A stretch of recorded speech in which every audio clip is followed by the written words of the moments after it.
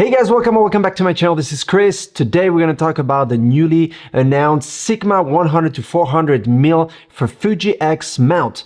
And naturally, I decided to do a comparison with the Fujinon 100 to 400mm.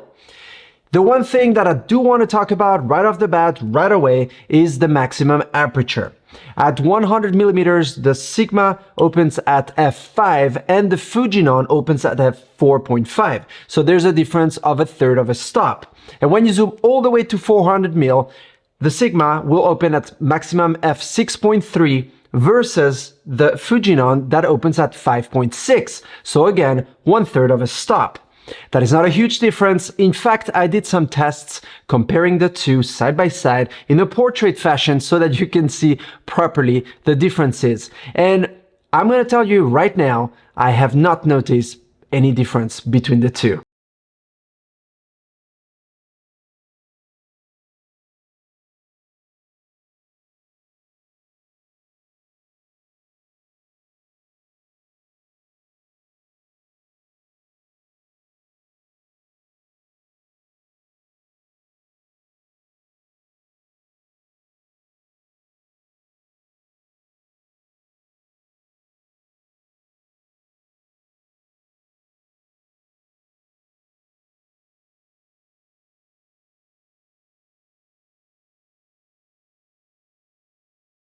Aperture and the different apertures, so you can have an idea for yourself as to how they look.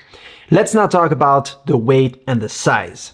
That is a very important factor, especially when you're talking zoom lenses such as these guys, because when you're going to be transporting them, you're going to need for sure a tripod, you're going to need a backpack, and you're going to need a bunch of gear that might start being heavy after a while on your shoulders, so any difference of weight might make a big difference. The Sigma lens weighs 1 kilo 136 grams as compared to 1 kilo 367 grams for the Fujinon lens. And that is excluding any cap, any tripod mount, anything, just the lens. So you see right there, there's about 230 grams difference between these two lenses, wherein the Sigma is lighter. Let's talk about the size of these two beasts.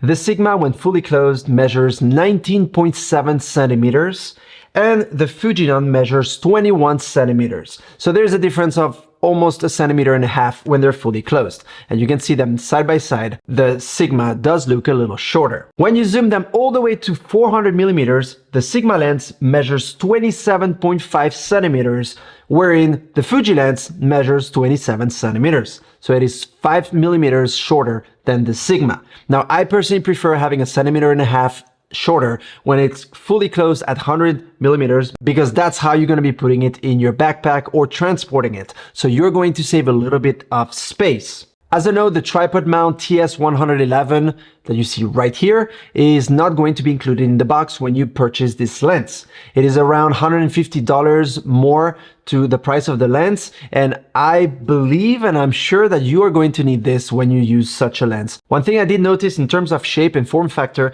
is that the Sigma lens is a little narrower than the Fuji. It's a little bit more streamlined, a bit more straight, and the same size throughout when you zoom. Wherein this one is a little bulkier, even the filter thread is bigger. We are talking 77 compared to 67mm of filter thread between these two. Same for the hood. If you look at the size of the hoods, you can literally fit the hood of the Sigma within the Fuji sun hood. So it is much bigger. You can see them side by side. Makes a huge difference. Let's now look at the image quality comparison between these two lenses. So I did the test on an X-T5.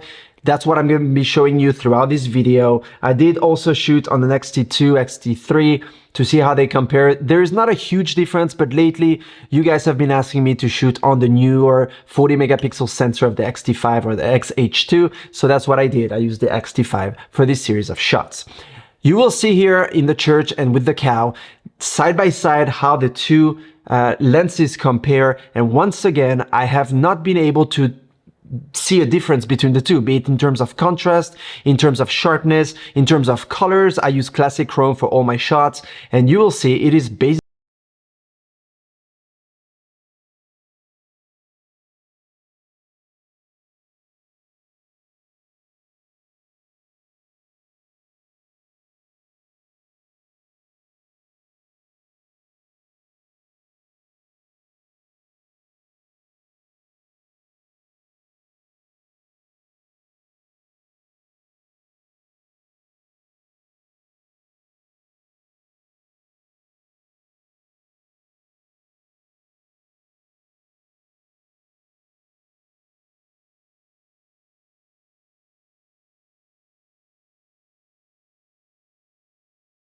thing I didn't know about, so I'm just going to tell you guys about it. But you can see at the end of the hood here, there's a little grip, and basically that can be used to zoom in and out. So for those who are a bit more comfortable than spinning like this, you can just go in and out when you're like taking a photo like so, and take the exact zoom that you need for shooting that photo. I'm sure you can do that with the Fuji too, but this looks like it's been made on purpose. Weather sealing wise, these two are weather sealed. There's a little gasket on the side here of the lens on both Sigma and Fuji, so you shouldn't be having any problems with dust and or humid environments. The rest doesn't have any weather sealing, but I think it should get you covered for most of the scenarios that you're gonna need weather sealing for. OIS or image stabilization can be found on both these lenses. They do a great job, the both of them. There are two levels of stabilization on this guy, on the Sigma, but I haven't had any issues using the Fuji at all. So on that regard, I think it's pretty much the same.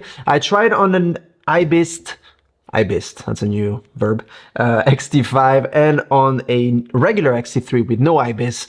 Haven't noticed that much of a difference. I almost prefer having only the OIS of the lens rather than having both with the IBIS, but that's a personal preference and choice. And now the price. So I've checked with Sigma because I got this lens before it was released and announced, and the price should be around $900, $950, wherein the market price of the 100 to 400 is around $1,700 to $1,800. So I did an average for that one because I checked on a lot of different websites. I checked with Fuji.